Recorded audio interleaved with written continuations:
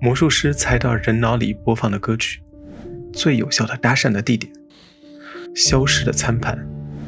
让人上瘾的手机。我们每天都因为某些因素让我们做出了暗决定。根据不同的科学统计，一个人每天要做成千上万个决定，而当中有40%是无意识的。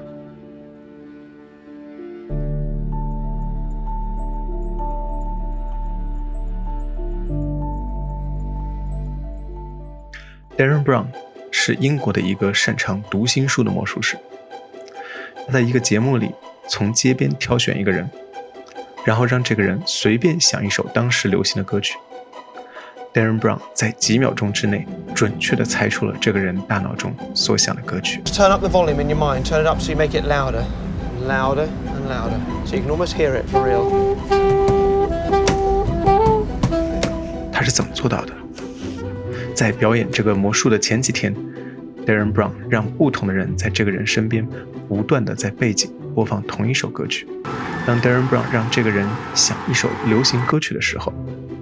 他大脑里能想起来的就是这几天一直在他周围播放的这首歌曲。所以影响一个人的决定是重复地向一个人展示同样的信息吗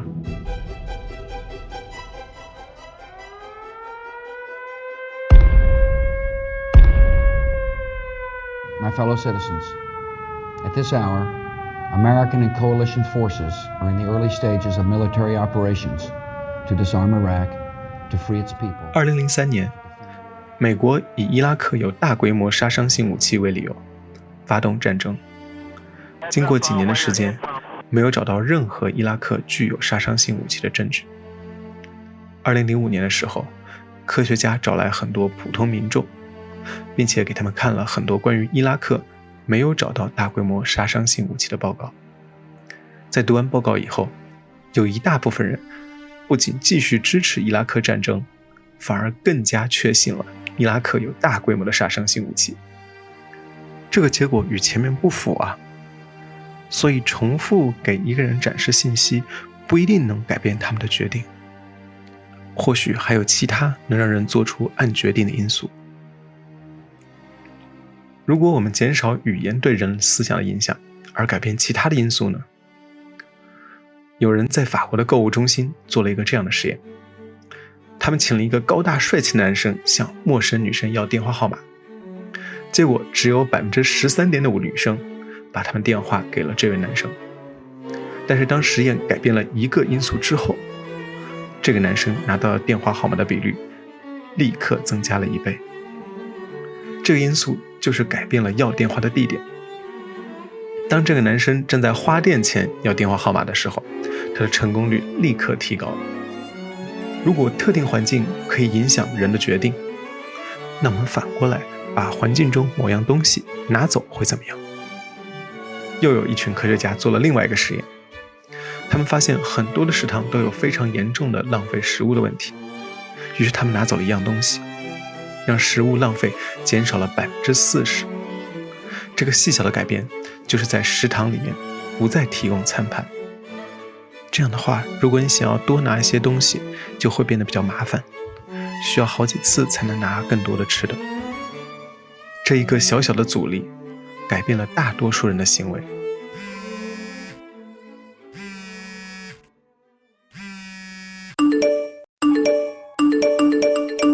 据2020年不完全统计，美国人平均每天使用手机的时间是3小时54分钟，一天会无意识查看手机58次，当中30次是在工作时间。如果我们除去睡眠的时间，我们每天有16个小时，那代表美国人每小时会看手机接近4次。虽然这是美国的数据，但是我国却是世界上每天使用手机第2高的国家，仅次于巴西。而巴西经济较差，很多家庭是一家人共享一只手机。在我们每一天使用手机的时间里，有 50% 是用于社交媒体， 21% 是用于视频与流媒体，另外的 9% 是游戏。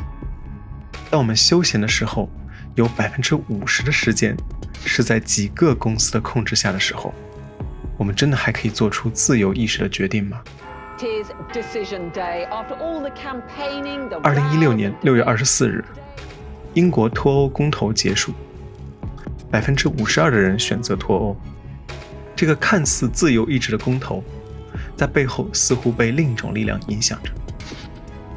把所有的选民分成3类：支持留欧的选民、支持脱欧的选民和摇摆不定或者完全不在乎的人。当时的脱欧派选择和一个大数据的公司合作，叫做 Aggregate IQ， 这是 Cambridge Analytica 的姐妹公司。Cambridge Analytica 曾经利用大数据影响了美国大选的结果，而这次公投由 Aggregate IQ 参与，并且影响了他公投的结果。这个公司通过 Facebook 拿到了大量英国选民的数据，他们用机器学习算法对选民进行针对性的广告。通过调查，选民最不满意的问题是有关于移民、社会福利和在欧盟内部无法自主做决定的等问题。脱欧派在拉票的时候，他们选择专注于调动民众的情绪。他们在公共汽车上放了巨大的标语，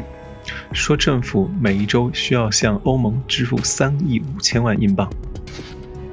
这些钱完全可以拿回来用于国民健康保险制度。他们还说，如果土耳其加入欧盟的话，那将会有7000万人可能会移民到英国。医疗保险、就业、移民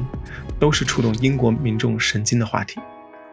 这些可以调动他们恐惧或者愤怒的情绪，让那些很多摇摆不定的或者完全不在乎公投的人也参加了公投。这种用大数据针对大众大量投放广告的做法，让我们无法完全相信这次公投的结果是人们真正的自由意志。魔术师的故事、伊拉克战争、搭讪地点、餐盘的取缔、手机成瘾与政治广告，这些各种影响我们决定的事情到底意味着什么？这些故事能给我们带来什么样的启示呢？魔术师的故事让我们发现，我们在无意识防备的情况下重复灌输同样的信息，可以控制我们看似随机的思绪。伊拉克战争，当我们刻意思考时，我们的判断取决于我们日积月累已经形成的价值观。如果事实与证据不符时，我们会质疑证据和信息，而不是自己的价值观。搭讪地点，我们的情感会因为我们的常识和经验混淆，我们会不自觉地因为环境感觉到浪漫，而会提高对陌生人的好感。餐盘的取缔，当我们移除某些提示或者造成一些小麻烦的时候，我们可以制止一些我们自己不想要的行为。手机，它让我们更加容易获得一些人的基本需求，信息与交流。在不断的重复与循序渐进的过程中，让人养成了自动看手机的习惯。最后的脱欧公投告诉我们，我们完全可以用情感去和自己想要引导的结果联系起来，触发我们去做一件事情的积极性。知道所有这背后的逻辑有什么用？如果我们把这些外界对我们的方法转成我们自己主动对自己使用的 OK， 让我们重新组合一下这些因素。建立价值观，告诉自己是什么样的人。我是一个注重饮食健康的人，我是一个自律有节制的人。当需要做出决定的时候，我们会更容易做出符合底层价值观的决定。可能这也是为什么很多的大公司一再强调价值观在公司里的重要性。改变环境，想要读书学习，就把书放在显眼的地方，设置专门学习的地方，或者去图书馆。想要锻炼，就把锻炼器材放到容易看见的地方，或者去体育馆。反之，把影响自己完成目标的东西藏起来。简单，循序渐进。手机上瘾的主要原因是它简单方便。同样的道理，我们可以让我们想做的事情变得简单。比如说，我们的目标是100个俯卧撑，那我们就应该从1个开始。如果我们想每天写文章，那我们就给自己设下最低的目标，只写1行。由于我们的思想是这么具有惯性，一旦开始最简单的任务，通常都会超过我们预期。最后是要把需要做的事情和喜欢做的事情联系在一起，把自己想要避免的事情和自己讨厌的事情结合在一起，然后循环重复，不断地加深这个脑回路的形成。这样子我们就可以无意识地做一些暗决定，来帮助自己达到自己的目标。这也是大家通常会提到的好的习惯。这期的主题是暗决定与习惯养成。做了这个视频以后，才发现它在某些地方跟之前学习的视频有不少重叠的地方，可能是因为所有的这些核心是一样的，都是用正确的方法建立自己想要的脑回路。暗决定的本质就是触发人类大脑已经存在的链接，当我们可以预测这个回路的结果，就可以用它去影响别人的想法，或者改变自己的行为。我们是什么样的一个人，是由我们每天很多细小的决定组成的。我们经常会做错误的决定，但是每一次的决定就像往存钱罐里面投币一样，只要我们尽量每一次都往我们想要成为的那个人的存钱罐里多投一个币，我们总有一天会成为自己，实现自我。